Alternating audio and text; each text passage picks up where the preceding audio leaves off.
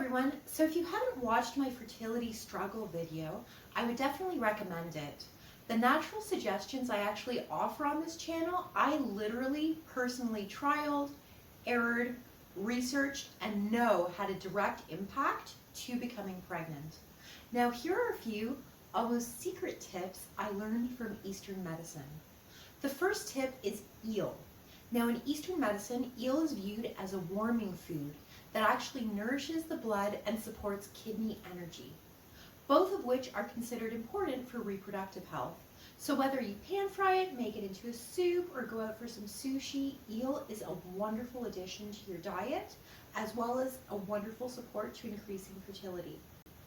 Now the second tip, literally only grandmas will tell you about, is black silky chicken soup. I've actually included the link and recipe below, as well as herbs you can purchase to make this very powerful broth, full of iron and meant to warm the blood. Now the third tip I'm going to share with you is actually acupuncture.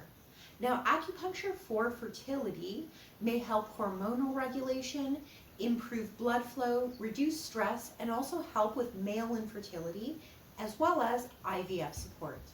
Now, the tips I share are literally not overnight solutions. However, if you integrate these natural remedies into your lifestyle, eventually, I promise, they will make a big impact to your fertility as well as overall health. So if you or someone you know is struggling with fertility, please subscribe, like, as well as share. All the best.